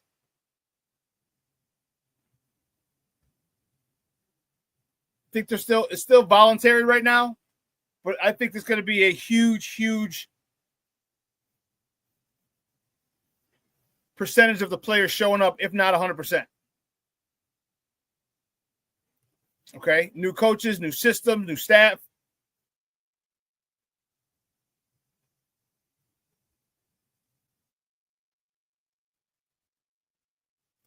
I love it.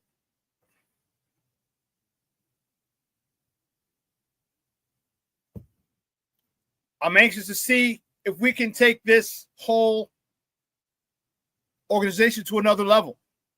All right, we got the bell of the ball. We have Ben Johnson. We added weapons.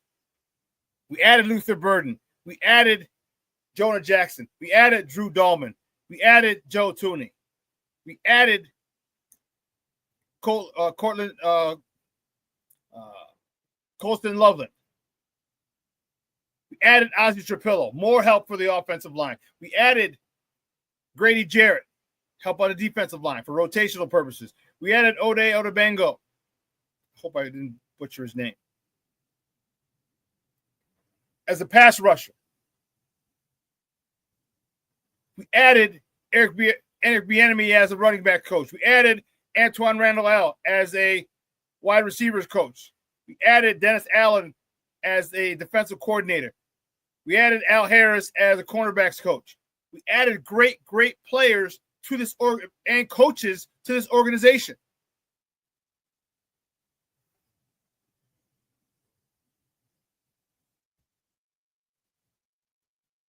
That's what got me fired up.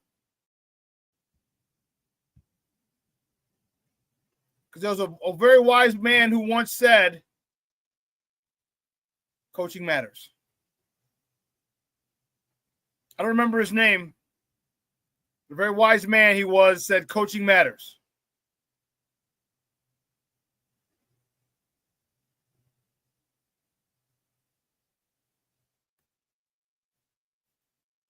And you see it. Eric Bieniemy, I don't know how many of you got goosebumps.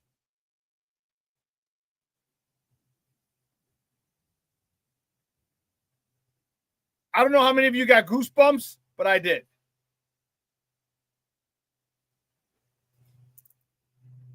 When you saw him coaching the running backs, stay off my cone. The cone's not moving. Coaching them hard. It didn't matter who it was. Antoine Randall, same thing. Al Harris, same thing. Because I tell you what, players love to be coached hard. Players want, they understand there's a finite amount of time that they get to do this. Anyone who plays football, there's a finite amount of time. It comes to an end at some point, whether it's in high school, college, semi-pro, pro, UFL, whatever. There's a finite time for you to play, and you don't want to waste any season with shitty coaching. Great players want to be coached hard. They want to be great.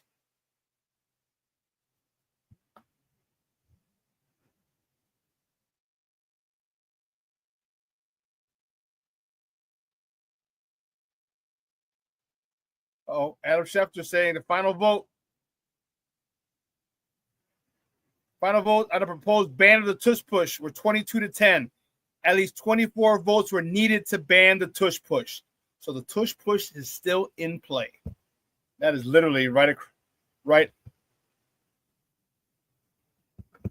right across the wire a second ago.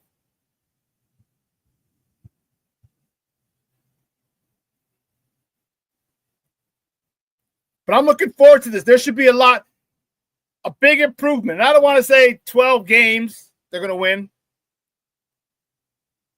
And truth be told, I think we have a chance to go to the division, to win the division. I'll tell you why. I've told you why, but I'm going to tell you again. The Detroit Lions lost their offensive and defensive coordinators. You know, the offensive coordinator said, well, we're going to keep running the same offense. It's not rockets. I'm not dumb. I'm going to keep doing what I'm doing. Okay, fine. However, you're not going to run it or call it the way Ben Johnson calls it because you're not Ben Johnson.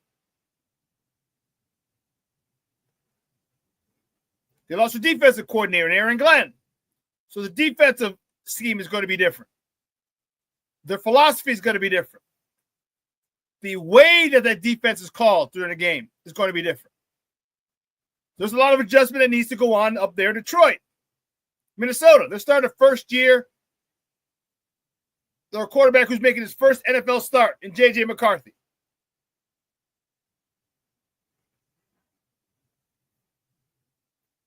As soon as they can get, and the thing that I'm worried about is, will that year off, will that redshirt year do for him like it did what it did for Patrick Mahomes? Now, Patrick Mahomes started the last two or three games his rookie year, but he sat on the bench. And that's exactly what J.J. McCarthy did. He sat at the bench because he was hurt. So you look at things differently. Analyze things differently.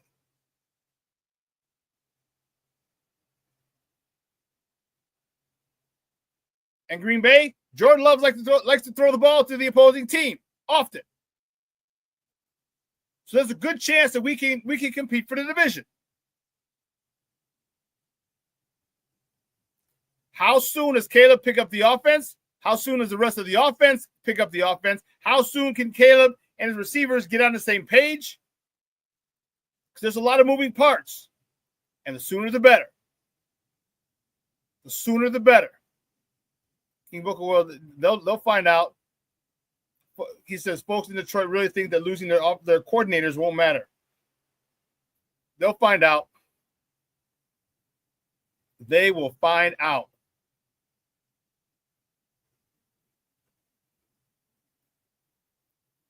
Coaching matters, I'm telling you.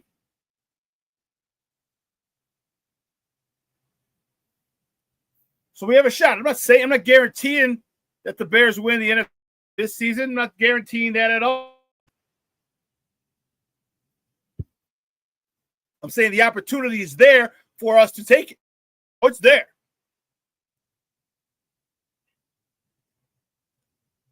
The way that these guys are on these players is music to my ears. The hair on my arm stands up. I don't have any hair on my head, or that would stand up too. The hair on my arm stands up when I hear Eric sleeping with Bieniemy getting on his players. The hair on my arm stands up when I see Antoine Randall getting on his players. The hair on my arm stands up when I see Dennis Allen getting on these players. The hair on my arm stands up when I see Al Harris getting on these players. That's football to me. Football is the alpha of alpha sports. And you have to talk to and coach alpha males like this. Which is why I think the success, the chemistry is going to come sooner than many people think. Reason being, there's going to be a standard set. Accountability is across the board. And that's what's awesome. I love the fact that there's no depth chart. Love it. I said, we ain't got no depth chart. Everyone's competing. That gives you a first-round pick, a second-round pick, a third-round pick, a fifth-round pick, a seventh-round pick, an undrafted free agent. That gives you an opportunity to make the squad. That gives you a fair opportunity to make the squad.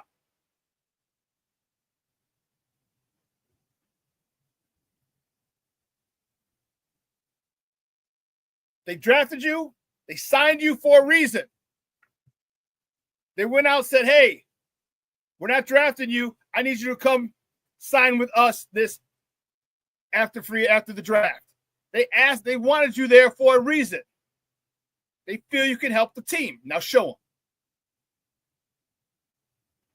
Everyone's talking about Kyle Monangai. Well, he's a 7th round pick. Did you see this guy's stats? Do you realize he led the Big Ten in rushing last season? This season, or 23? Or he was second, I believe, and no fumbles in college. 600 carries in college, no fumbles.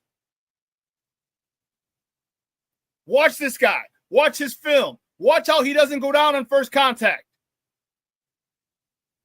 The only drawback on him is a 4.6 guy. But you know what? Emmitt Smith was a 4.6 guy too. Jerry Rice was a 4.6 guy as well. So you don't need to be 4.3. It helps to be nice, but if you hit them holes, you get blocking downfield, you're going to have a lot of game-breaking runs. Some to the house.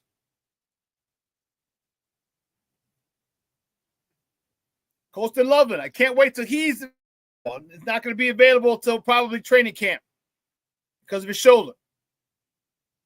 But I want to see him explode. I want to see Caleb Williams distribute the ball to all of his offense.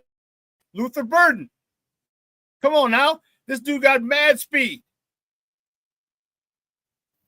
If they start him in the slot, goodness gracious.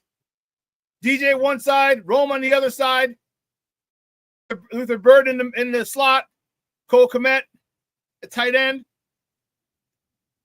Or you can put Colston Loveland at tight end, flex him out, have him 4 wides. Plus DeAndre Swift or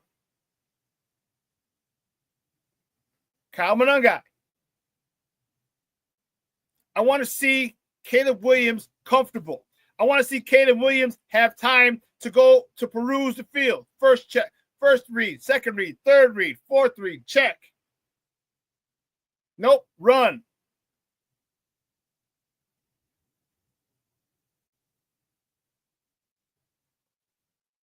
This is what I'm seeing from this coaching staff. And I'm telling you, as a former coach, this is how we coach. And we had championship teams. Those championship teams were coached like this.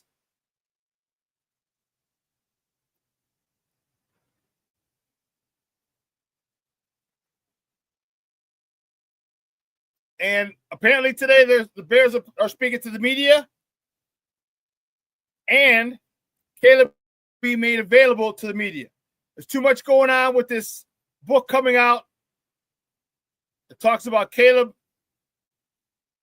and his dad doing a publicity stunt to get the Bears to back off him last season before they drafted him.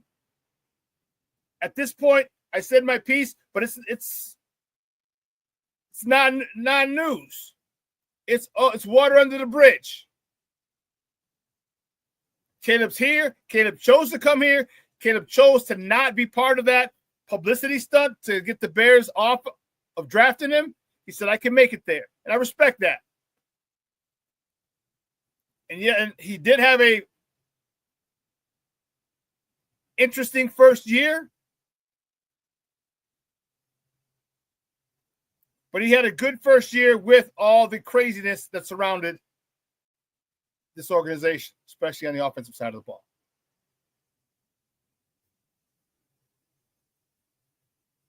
The kid is unbelievably talented, and I cannot wait for him to get good coaching to bring out the best talent, the best that he can be. I can't wait. You can't. We, as Bear fans, can't wait. I want to know, is he the first in the building every day? Is he the last one to leave? What's this guy's work ethic? Because apparently, according to him, no one watched film with him last year. Apparently. Allegedly.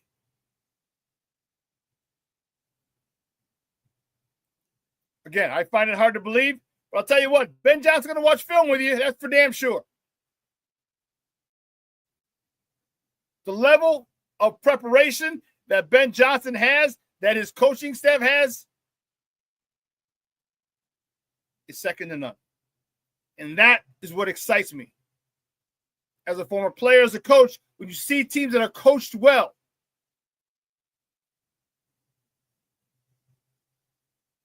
when you see teams that are coached well, they might not have a lot of talent.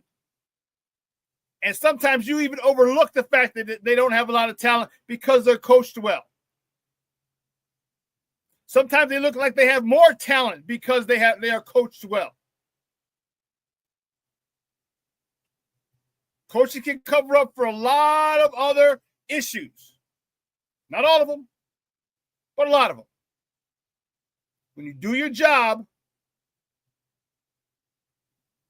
rely on the fundamentals, everything. Take care of the little things. If you take care of the little things, there are no big things. That's the mentality that these guys got to have. Take care of every little thing so there'll be no big things. And this team can really surprise a lot of people.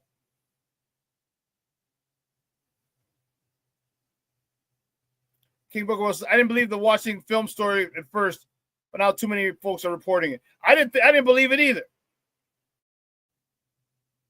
I didn't believe it. I still don't believe it. So you mean to tell me no one, Luke Getsy, quarterback coach, no one watched film with him, and then he didn't ask for help? He didn't go to Ryan Poles? Nothing? Yeah, I'm not buying it. I was born at night. I just wasn't born last night. But the bottom line is, that was last regime. He's here. And it says something about his character, because he had all the fears, every single one of his fears, the fears that he and his dad had, came to fruition. Every single one, and probably other ones they didn't think about. Other issues they didn't think about came true. The kid still wants to be the quarterback for the Bears. Says a lot about that young man, his character, his grit, his determined to be great, his determined to take on a challenge. He understands that this is not quarterback heaven. It's not conducive to quarterbacks. Last good quarter, we haven't had a great quarterback beside Cutler. Justin Fields is on his way to be a great quarterback. We haven't had a great quarterback in like the last 50 years. Cutler was great, but he had 6 offensive coordinators in 8 seasons. It kind of hinders your growth. The lack of stability hinders your growth as a quarterback.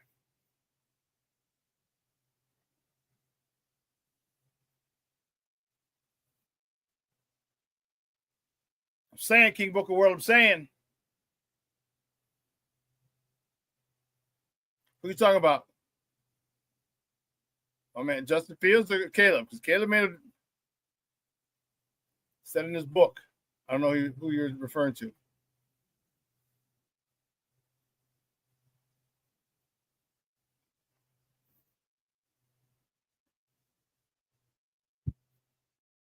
I hope you guys are excited as I am, because you should be. We can put our baseball allegiances to the side and wave the same Bears flag together. There was a billboard on 290 coming inbound from O'Hare, or 290 coming in, right around First Avenue. There was a Miller Lite ad that said, "Baseball divides, football unites us." Probably the truest statement I've heard about Chicago.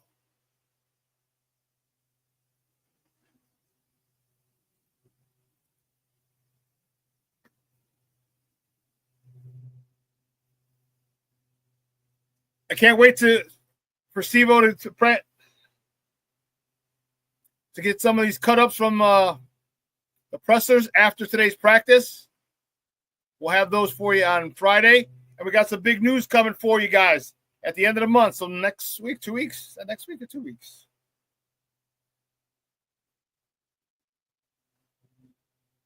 No, next week, next Friday. Yeah, we won't be on Monday because it's Memorial Day. But next Friday, we have some big news for you. Big news.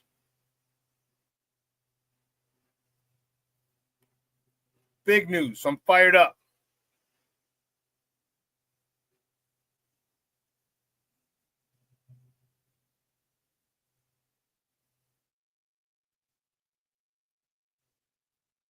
I met Caleb over the season. Hell yeah, I'm excited.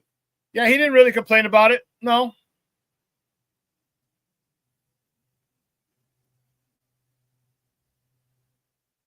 Well, listen, 2 hours is come and gone. I want to thank my guest, Adam Chalifoux, today for coming out and talking some Bulls basketball with me. Great stuff, as always. I want to thank you guys. I need to thank you guys. A phenomenal session in the chat.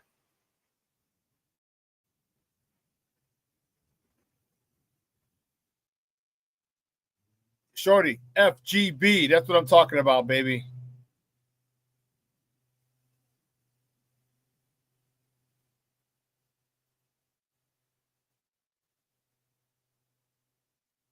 Cornelius says, I'm not worried about Caleb doing his job with Ben Johnson as the head coach. I hope not. I hope not.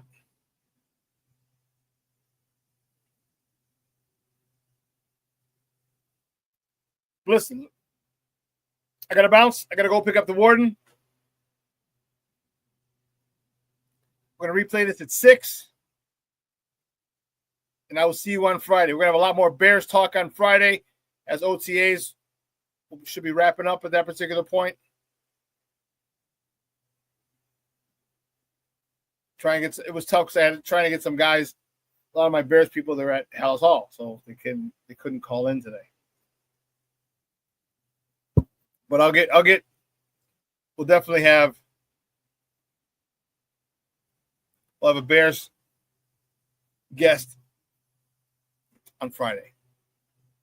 All right, so listen, ladies, gentlemen, sports owners, make sure you let your loved ones know you love them, because tomorrow is promised to no one. I have to go to a wake today. A friend of my buddy, Told you, today's a rough day for me. I don't know why. A friend of mine, his dad, a friend of mine, a buddy of mine, Scott Smolik, went to St. Rita with me. He was a senior when I was a freshman. He's the original 33. He had it when I was a freshman in eighth grade, and as a freshman, he had it. He's the original 33. His dad passed away. So thoughts and prayers and my condolences go out to Scott and his family for the passing of his dad. Well, today is the wake over by CrossFit. I forgot, it's at 111th. It really, again, puts things in perspective. Puts things in perspective. Let your loved ones know you love them, because tomorrow is promised to no one. All right? Guys, have a phenomenal day. I know it's rainy and dreary and overcast and cold. It's okay. Take a nap if you can. If not, make it a great day. Make it a productive day. Start working, because today's so dreary outside. Just work your ass off, whatever you're doing. I have a whole bunch of laundry to fold. I just looked over. Whole bunch of laundry to fold. I'll get that done. Some more things to get ready for my mom's 80th birthday party next month. Got to get that done. And still find time to look at the charts. Get that done. Make it a great day. Make the decision to be great. Make the decision to follow your goals, your path. Goals. Set them and crush them. Where are you on your goals? We all make New Year's goals. Where are you? Are you on pace? Are you exceeding the pace? Are you behind? It doesn't matter, because all it takes is one decision to change your life. Make that decision, whatever you want. Proceed as if success is guaranteed. And guess what? It will be. Because if it takes you off a path and takes you down a different one, then that's where you're meant to go.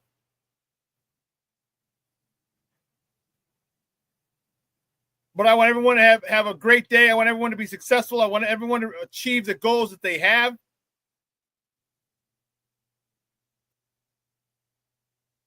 Shut up, Jay Grizz.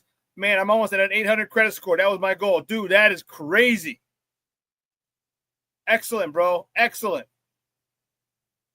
Excellent, Papa. Man, mad proud of you.